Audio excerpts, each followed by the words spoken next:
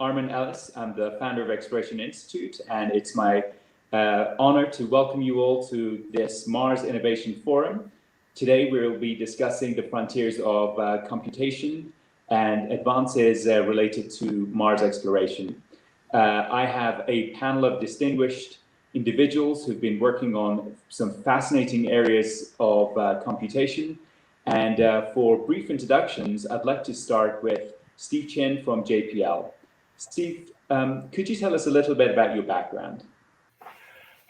So I have had the privilege of working at JPL for quite some time, deploying a number of different artificial intelligence applications to operate both Earth-observing satellites as well as rovers on Mars. And I hope to be discussing some of those efforts and how they relate to human exploration of Mars. Thank you very much. Dr. Naeem Altaf. Thank you so much, Dr. Ellis. It's a pleasure to be on this Mars Exploration Forum. So this is Naeem Altaf. I'm IBM's Distinguished Engineer and CTO for Space Tech, focusing on the edge computing in space. Thank you very much. Dr. Jose More, please. Thank you, everybody, for giving me the opportunity to be here. Thank you to the panel, and Dr. Ellis, thank you for moderating. My name is Jose More. I'm a physician by formal training. I previously served as Associate Chief Health Officer for IBM Watson Health. Currently, I'm CEO of Ad Astra Media. We're focused on using media to inspire kids from all over the world to enter STEM. I'm an Eisenhower Fellow, and I've been an advisor to the White House Office of Science and Technology around their COVID-19 project, which utilized artificial intelligence to fight the pandemic. There's a documentary on that out now. As well, I've served as an advisor to NASA iTech, which is an accelerator focused on developing the technology solutions to help us reach and colonize Mars. Wonderful. Thank you, everyone, for being here today. Dr. Steve Chen, let's start with you. You're working on some incredible projects right now at the forefront of space computation. You've got your work right now working on Mars. Could you tell us a little bit about what you're doing, what the frontiers are right now as on the forefront of Mars exploration? Absolutely. So exploring Mars is quite a challenge because of the light time delays. Typically, we would communicate with surface assets at Mars roughly twice per sol or Martian day. So at the start of the day, we basically tell the rovers what to do. And at the end of the day, we kind of take stock and try and figure out what they did. And since they're interacting with the environment, there's a tremendous amount of variation between what we might expect them to do and what they might actually accomplish. And the rovers are very complex. You know, as you might imagine, the Perseverance rover that landed a few months ago is a several billion-dollar beast. It's about the size of a small car. It has about a dozen instruments, and operating it is very complicated. And the current state of the art is mostly we micromanage them. And if we're going to put people on Mars, the kind of infrastructure that we're going to need to have at Mars is incredibly more complicated. Humans are very fragile beings, and they require a very particular environment and temperature and atmosphere. And they have to eat, and we have to dispose of their waste and things like that. And so that entire ecosystem, bringing it to Mars, is a very complex endeavor. And since my area is artificial intelligence, I would say that the artificial intelligence is critical to that because we can't bring, an entire small city there because it's very expensive and challenging to bring it and maintain. And so we need to be more efficient, and the astronauts have to be able to spend their time doing actual scientific endeavors and exploring and not managing, the inventory and, keeping the plumbing running and things like that.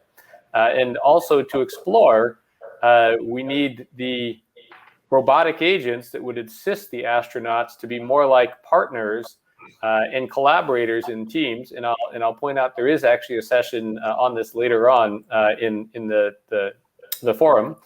Where people talk about human-robot teaming, and that is a very challenging and open area of work. So we need to elevate the kinds of robots that we have so that they can be smarter and operate as peers, or maybe as we call in science, graduate students to the professors, rather than having to be micromanaged.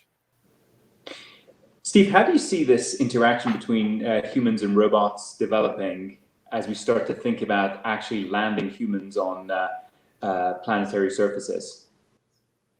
Well, that's an excellent question, and I'm going to start by saying there's a lot that we don't know.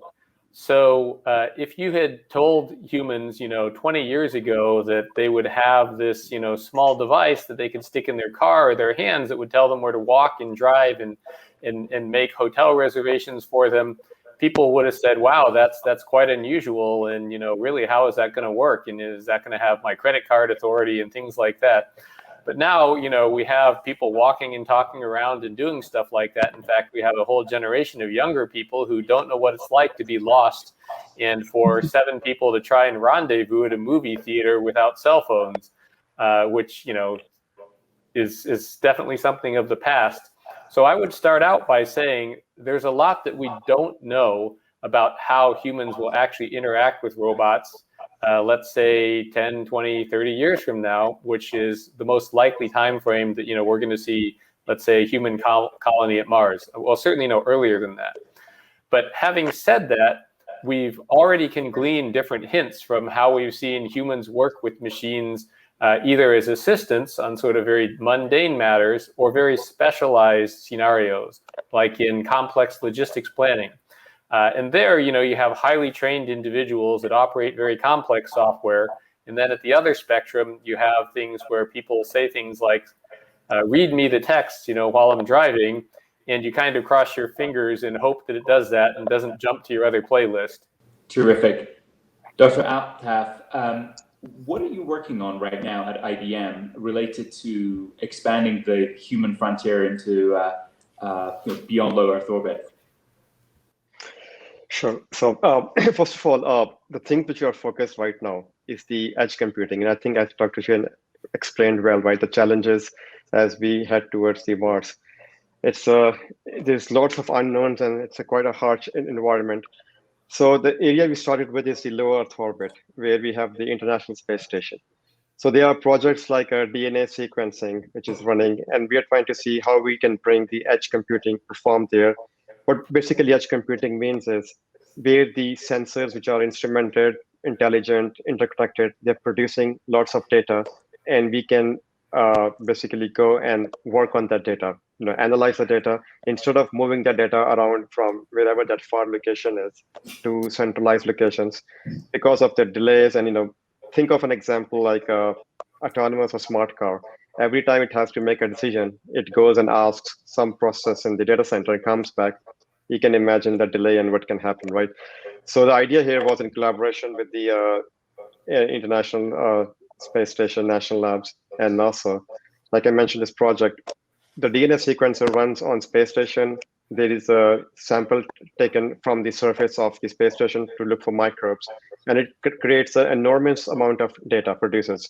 So now that data today is brought down to the ground and then processed, and there's a significant delay from when the sample was taken to when the results are in the hands of the participant investigator. So our idea was when this sample is taken at the instrument on the space station, at the same time, we take that data and process right there and get the results down to the whole process can take up to 6 to 8 hours as compared to a couple of months. So now so this is just a first step, right? I mean, now when we talk about the Mars, we have Earth, we have the space station in the orbit. Then as we are talking about the Artemis program to the moon, and then from there we have this extreme, in this scenario, the extreme edge, which is the Mars. So how can we, reduce this movement of data as there will be so much, like astronauts there, robotic systems, a lot of other things which AI is dependent upon, right? The data. How can we, take the data, collect there, and use the AI systems to act on that data right way it's being produced? So these are some of the areas which we are working on. How do you see the interaction between edge computing and the cloud? So this is a hybrid spectrum, as we call it. So for example, it starts from all the way, let's say from the NASA's point of view, they have their own data centers where they have been traditionally working. Then came the cloud in the last decade or so, which makes it easier for you to scale and do work. You don't have to worry about the infrastructure. And now we are talking about the edge, whether the edge is on the ground. Another example is your when you're watching the movie on Netflix, you have these CDN networks. So imagine every time you want to watch something on Netflix, it's going to a data center somewhere far, far away and streaming movie. You see lots of glitches and delay. Instead, what they have, these CDN networks closer, basically these are pop-up like small data centers all over the globe. So it can stream data right from there. So same concept here, right? With the hybrid, with the cloud and the edge. So it's a full spectrum where for heavy processing and for if you want to do like correlation between different sources, we can do that in the cloud or central location.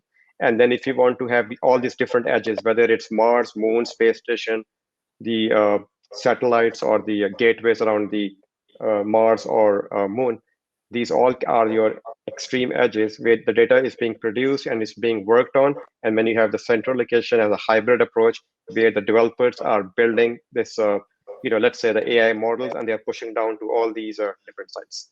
So that's how it works from the hybrid point of view, from on-prem cloud to all these things in between towards your edge, which is Mars. Terrific. And I'd just like to jump in here and double down on what Naeem is saying here. That is absolutely essential. We're going to have large numbers of assets as part of this installation, and they will range from, very small sensor packages to, complex rovers to, stationary habitats and orbital assets. And there's a concept called the interplanetary network, which I believe Vint Cerf is at a different time in this forum speaking about, that has been under development for over, decades actually, but it's more a theoretical concept than a actual implementation concept. And so you can imagine in the terrestrial internet, we can get data around very easily. We need to have that same kind of situation in deep space, except it's a little harder because we have what's called the contact graph problem, and not all nodes can see their adjacent nodes because of geometric changes while spacecraft are orbiting. And so imagine the Internet of Things that we have on Earth, which is quite jumbled right now, but having it on Mars or the Moon, and we need to make sure that the data can all securely and reliably get around because we have many, many needs to do so. We actually are doing that for terrestrial applications. We monitor volcanoes, wildfires, flooding all around the world, retasking assets automatically based on these kinds of alerts for science purposes. And we need to do the exact same thing at Mars, including things like sheltering the astronauts when we get a notification of a solar flare, because I believe it's on the order of tens of minutes of a warning. Exactly.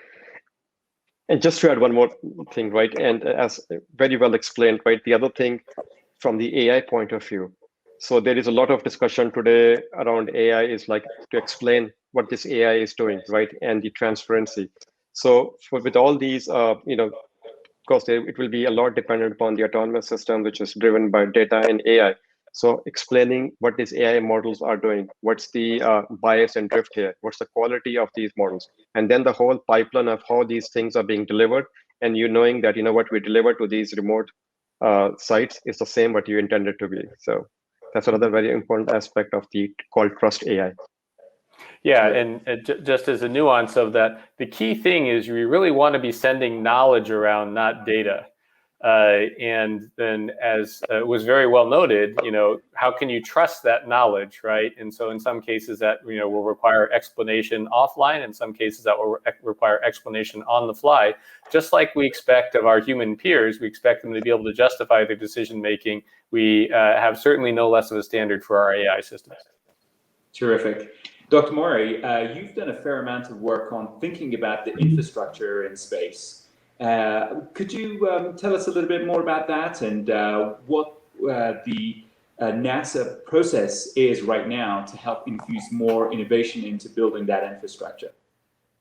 Sure, thank you. Yeah, I can speak from the experience that I've had. So iTech was developed specifically several years ago with the focus of identifying what were the technology gaps to colonize and reach Mars, essentially, and beyond into deep space. So the concept is to identify, sit down with all the different chief center technology officers to evaluate what are those gaps. And then every cycle, which we do them every couple of months, we kind of have several challenges whether it's a challenge for computing infrastructure, whether it's a challenge for increasing propulsion, for radiation shielding in case of solar flares, whether en route or on Mars, or many others that tend to be health, as Dr. Chen mentioned, that we already have many rovers and satellites that are off-world, that are on Mars and in other locations. But the biggest rate-limiting step has been our biologic evolution, right? Our biologic machinery.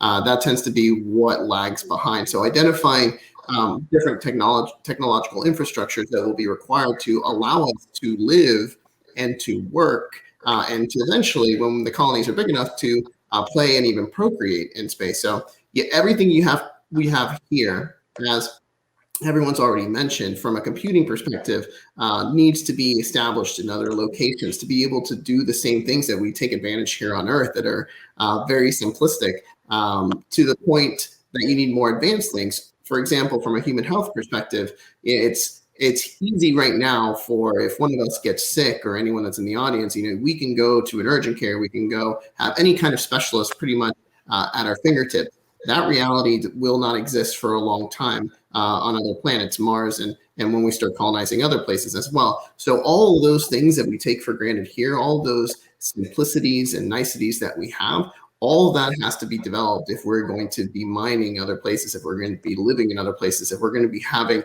the normal kinds of life, or as normal as we are used to here, but it will be different in other places. But we have to build out those infrastructures. From a computer science perspective, it will be, as everyone's mentioned, it's going to be edge computing first, as we've already been developing. That will get us there. But eventually you want to build out the rest of the infrastructure and have hybrid models, because that's the only way that you will have a semblance of a similar type of infrastructure and process and logistics that you have here on Earth. So every kind of cycle, we develop new ideas of what is it that we're missing? Is it in propulsion? Is it in additive manufacturing? Is it in healthcare? And then we set out those challenges into the world through the internet, and then pretty much anyone, whether it's a think tank, whether it's a startup, whether it's an established company, can submit their solutions for that particular gap. And then subject matter experts such as myself and the center chief technologists will come together and evaluate them from different perspectives. They'll evaluate it from a technology perspective, but it's a dual-fold technology perspective, because it's looking really to develop public-private partnerships. So they'll look at it, the center chief technologist will look at it specifically as, this is NASA's need, like how does it fit in NASA's needs specifically? But then you'll have the SMEs that will evaluate it. All right, well, does it also meet a commercial need? Because the idea is for the solutions to not just help NASA, but for the solutions to also be able to be commercialized within a matter of years, because there are private equity folks that are also involved in this decision making to see if is there a viable commercial strategy for this on Earth, or will this only be governmental, whether it's NASA or other space agencies that will be evaluating it. So those are the kinds of things that people evaluate from what we do at iTech. And where do you see the current challenges specifically to computing in space right now? From my perspective, it's what Naeem mentioned earlier, and also Steve mentioned this as well. It's the fact that we don't have the inherent infrastructure that we have here on Earth. I mean, right now, everything that's done in space any kind of heavy computing and data has to be beamed down to do all the heavy lift here on Earth.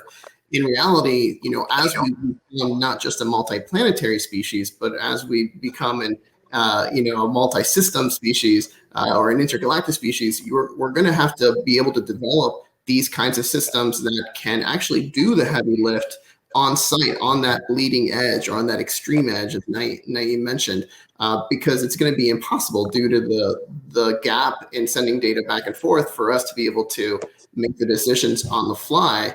So we have to develop the infrastructure both on the edge, the extreme edge, and eventually hybrid models to have different cloud systems that the data can be beamed back to. And there will always be a reason to send things centrally, maybe back to Earth for something, maybe something super complex, or when you're trying to integrate a bunch of data from all different types of systems at the same time. There will be reasons and there will be models to do that. But realistically, you're going to want to be able to have, Mars operate independently. You're going to want the moon to operate independently, and so on and so forth. As we kind of move around, there'll be a necessity for that to happen. Please, I Steve. just wanted to pop in here with an example of just the challenges, that Dr. Mori is talking about. I cheated and Googled because I remembered something about this. So in 1998, there was actually the physician who was at the South Pole, the Amundsen Research Station in Antarctica during the Antarctic winter, who was diagnosed with breast cancer. And she had to self-operate with some telemedicine support, like some kind of FaceTime or something, to extract a tissue sample, and they had to airdrop equipment to her. So that's the kind of challenge. Humans are quite a bit finickier than machines, Yeah. and that's the kind of challenge that we have if we have people at Mars. And we can't just, the Antarctic winter is about 5.5 months. We have a launch opportunity to Mars roughly every 19 months, I think it is. It's slightly less than 2 years. And so it's just a tremendous challenge to think of having people in that remote location and all the things that could happen. Yeah, that's a perfect example. There's been other examples down there in Antarctica where people have had to do appendectomies like on themselves and other kinds of extreme situations. But those examples are actually very perfect and very synonymous to what we see in space. So the things like happen in submarines or in Antarctica or any kind of low resource environment are actually very good kind of test beds for what you see in deep space, which is why combining a hybrid model for public-private partnerships works out well, because there are situations in space that model things on Earth that we can use the technology in both ways. And to Steve's point specifically, one of the winners that came out of the iTech process was actually a fully autonomous surgical unit that's trying to be developed. Think of it almost, for anyone out there, you think of the movie Aliens, where you have those pods where you kind of go in and they kind of do surgery on itself. It does a whole diagnostic, because that's really what you're going to need, especially early on, before you have an infrastructure of, an entire ecosystem of healthcare providers. You're going to need something that can do those kinds of advances. AI is another perfect one. Right now, you might have a healthcare, a medical officer who might be a physician, or what if the medical officer is the one that's hurt? Then you're going to need someone to step in. And the reality is you don't have someone that has every level of expertise. My clinical background is radiology, but we're not going to have, if I go to space, I don't have the surgical expertise of a cardiothoracic surgeon or of a cardiologist. So we're going to need AI applications that help us be able to do real-time diagnostics and then eventually real-time interventions. That's a necessity. Yeah, and actually, one of the topics of this panel is, how we bring this back to Earth. And everything that was just mentioned has tremendous applications on Earth. Telemedicine and autonomous medicine is, something that, let's just say, some agencies in the United States have been intensely interested in for quite a while. But it also has tremendous applications in rural settings, where if there's a pod where you can teleoperate on somebody, that's a tremendous advantage rather than having to move the person and lose time and bring them to a surgical center. Yeah. Well, even this technology we have now that we're talking together on, I mean, all this technology came from the space program. And this is the technology that's being used right now for telemedicine. That's how my parents and, our family members can go see physicians. It's utilizing space tech that was developed years ago. Excellent points. All about that focus on applying artificial intelligence and applications on human health. But Dr. Naeem, I think you also have some other interesting ideas about applying this technology to the ecosystem that supports the astronauts and their activities on Mars and the Moon. Could you expand a little bit on what that ecosystem is and how technology can be of support in that area? Sure. So I think that very well explained, right? I mean, and what we have learned in these last 12 to 18 months with this pandemic, right? How basically we all became edge lords, right? And we are utilizing these technologies to interact and adapting to, how we can work remotely. So like mentioning, right? I mean, the human, the fragile aspect of human. So the future astronauts, their health suits, right? So basically, they have all these sensors and they have these digital assistants, which is based on the data and AI, which is assisting them, just like I explained earlier, right? So you have basically a doctor who is with you, who is watching all the different vital aspects of the human, and then suggesting different nutrients, right? So this is a key part, right? How the AI and data will help the astronauts. And then you have the robotic aspect of, for like we are looking at the spacewalks, or on the Martian land, if you are building the, let's say, the Martian smarter cities of the future, you have this think about what we do in the city today, right? All the maintenance aspect, all the construction aspect of this, and how that is all being done autonomously at that far edge location. So how the sensors, the data coming together using the AI models to make the decisions, right? And then, like we mentioned earlier, the full transparency into how these decisions are made, what decisions are made, and all that information. That's the kind of information which can come back, and the models can be further enhanced to push back to these far edges. So I think like I mentioned, the astronaut health is a very, very key aspect, and with these intelligent suits watching everything and assisting them. Terrific. Steve, right now, what do you see as the limitations in space computation in terms of software and hardware?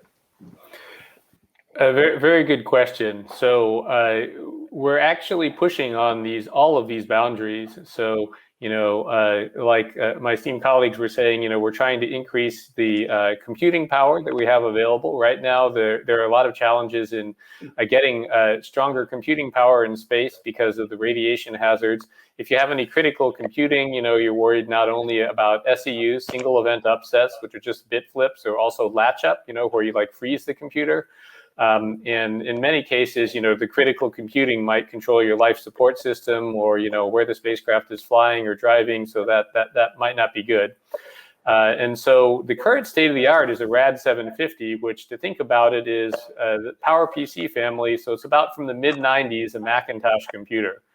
Now there are more recent efforts, both mentioned, by other panelists, and like in my own projects, we have experiments flying the Intel Movidius and the Qualcomm Snapdragon on the International Space Station, and those enable tremendously more advanced computation. It's kind of embarrassing to think about the fact that the cell phones that that we have sitting in our hands have quite a bit more computation than pretty much any of the spacecraft that are currently operating science missions.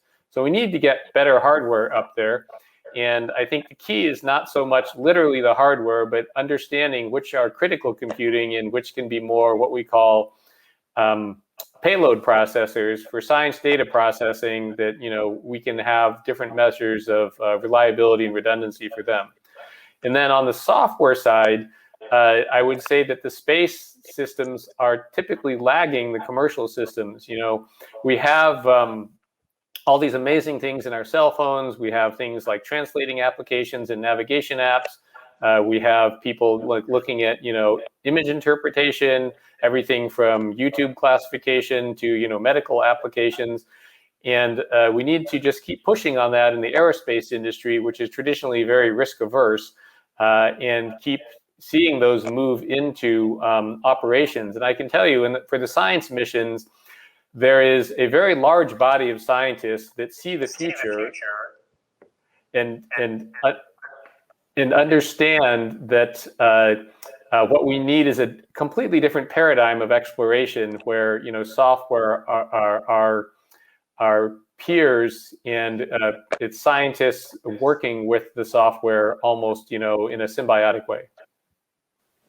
Jose, where do you see hardware going in the next 10 to 20 years?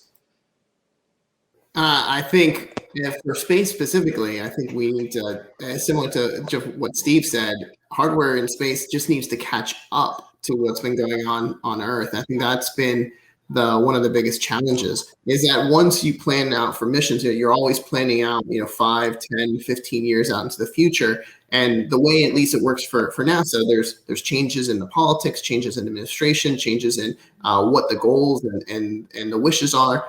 So it's kind of very difficult, because by the time a mission gets up there, the technology has just exponentially changed. I mean, we see that, right? Everybody knows about Moore's law, but that's really true even just beyond computer chips. We're seeing the rate of exponential change in all technology really skyrocket. And that's something that we discuss. I'm faculty at Singularity University, and that's something that we're always discussing about how do we keep up with that.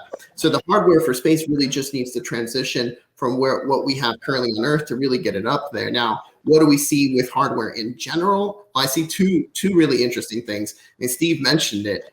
Mentioned one of them, the fact that our phones right now have or any kind of edge device that your kids might have more computing power than the president of the United States did back in the 90s with their advanced system that the U.S. government may have had. If you go back even further, when the first IBM computers were taking up entire rooms, and now we have it just on a watch. I mean, it's mesmerizing. So the miniaturization and the transport of those kinds of applications is just going to progress. I mean, we're seeing that now with brain-computer interfaces, right? Imagine when we went from a room to a handheld device that now is almost essentially part of our life, and some people even more of their digital life than their physical life.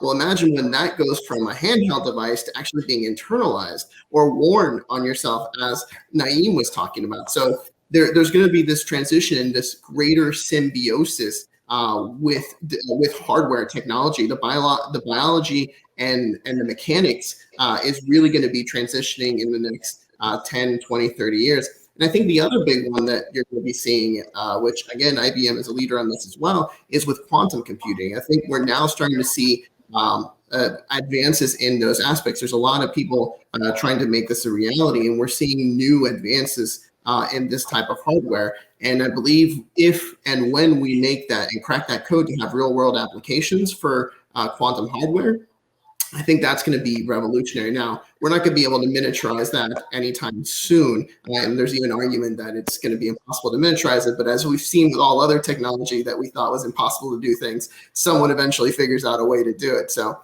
I think that's going to be a very interesting advancement from a hardware perspective. And I want to reemphasize something that Dr. Mori said, which is this whole notion of better interfaces is quite a fascinating one. So I'm old enough to remember, punch cards and batch computing and stuff like that. But if you would imagine that, people are typing away at these crazy keyboards and, causing themselves all these repetitive stress syndromes because of it, and that we have persisted in that for the greater part of 50 years, it's quite remarkable. And so I understand, that it's quite controversial, these brain-computer interfaces and things like that.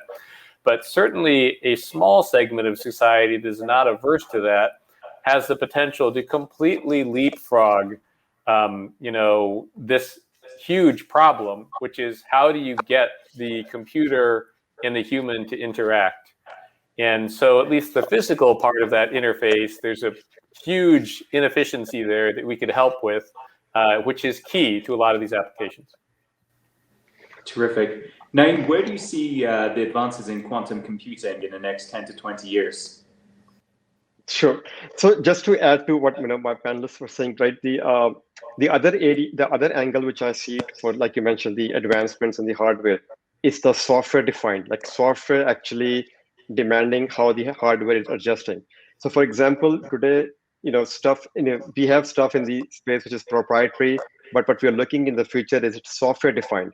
So for example, when we send these large satellites, right, takes millions of dollars to send up, and that's it. Now what you do? Now what the future which we're looking at is like small sets, the concept of which we say in computer science, like microservices.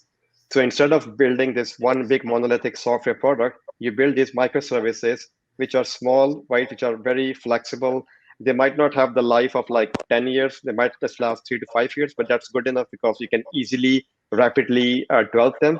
Same thing I see with the small sets and CubeSats and nanosats, the future, that how software defined will affect this industry all the way from the ground to the space. Your ground stations, your satellites, your future rovers, where the software demands that we need to do this kind of work, and that will demand the fab and the microprocessors to be built for that. Like today in the industry on the ground, the ARM processor has taken a big lead. That's where the industry is headed. We need the ARM processors in the space as well. So we'll talk later about this, the concept of the open source and getting crowdsourcing and bringing the communities together.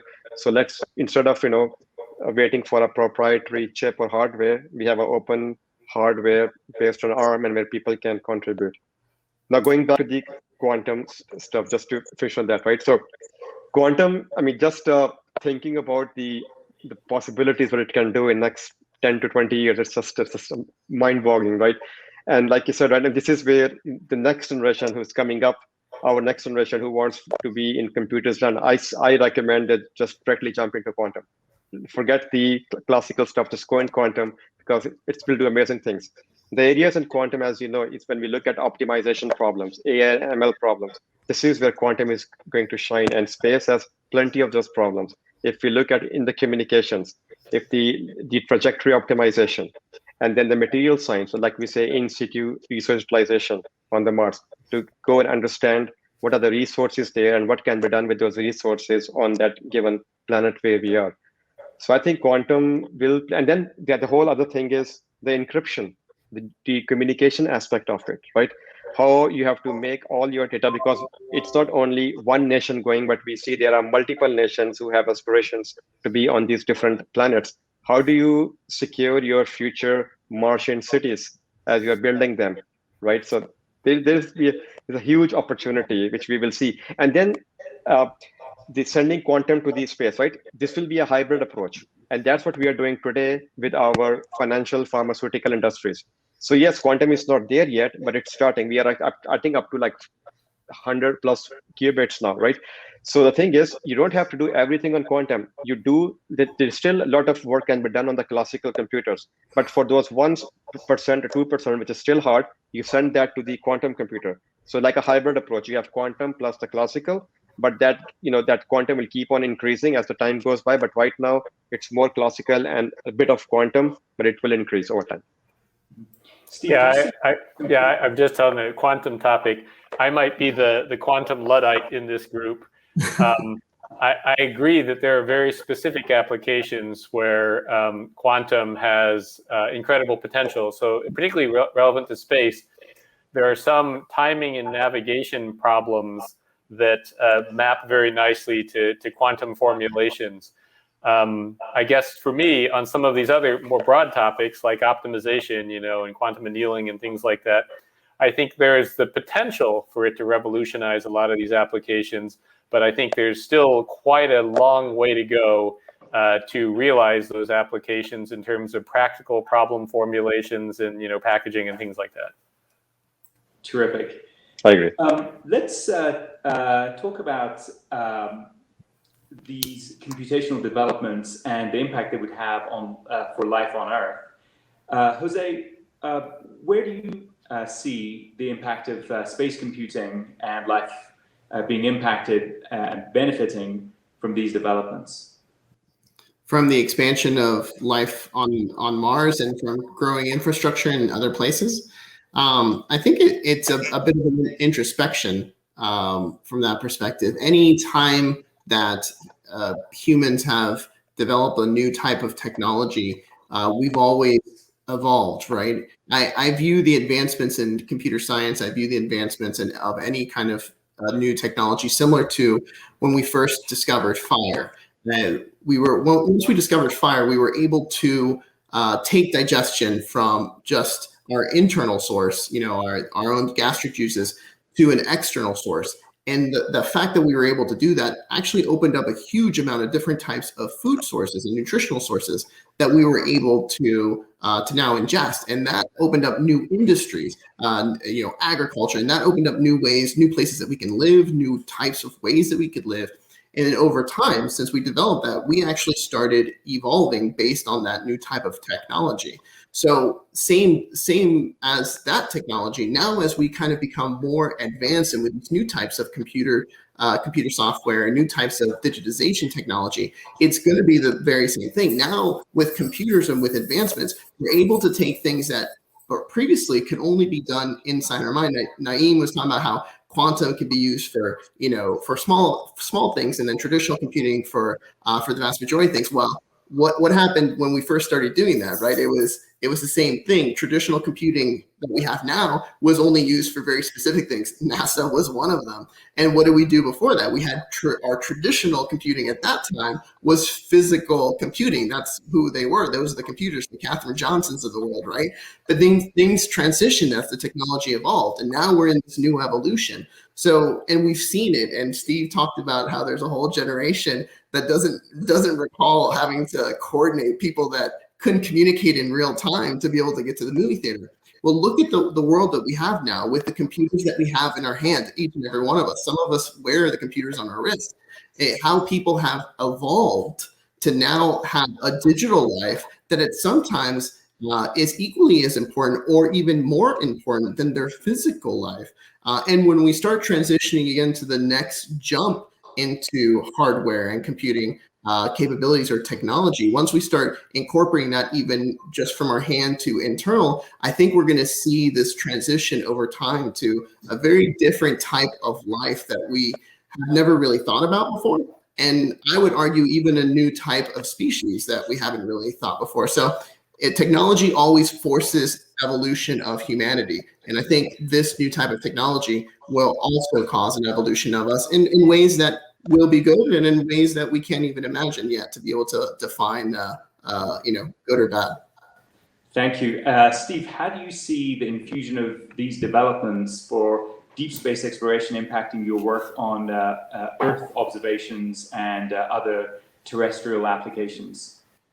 Well, I think it's more of a simultaneous development, and if anything, I think a lot of the development is driven by the earth science application. So, as I mentioned, artificial intelligence is in use every day as we speak of it, monitoring volcanoes, tracking weather, doing a lot of these things that impact people's everyday lives. And, even outside of NASA, tracking traffic alerts and things like that. And so I think AI is definitely being used to sort of marshal all these assets and aggregate information to improve our everyday lives in science. And in some sense, Mars is a niche application that drives it in particular specific ways, such as, true autonomy, where you can't call home, and, true independence, because you can't run out to the store, when you're at Mars.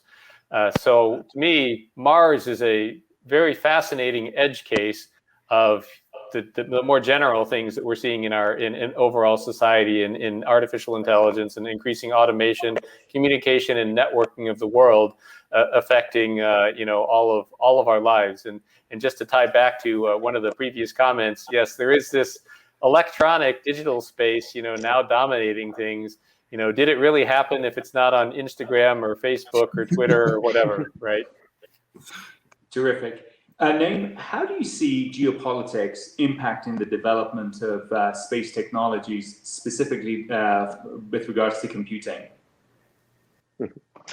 So first of all, I think it's a very healthy, this new space race which we are seeing now, right? Different nations. I mean, just this year, right? We saw US traditionally sending stuff to Mars, then Chinese, their rover, right, actually landed 2 weeks ago, and then the UAE also sent the orbiter, right? So I think this is very healthy because the competition encourages innovation. And it also, I believe that space is something which lifts up the nation. It's an inspiration for humanity, right? So I think more and more nations which come in, it will be very healthy, and we will see a lot of innovation.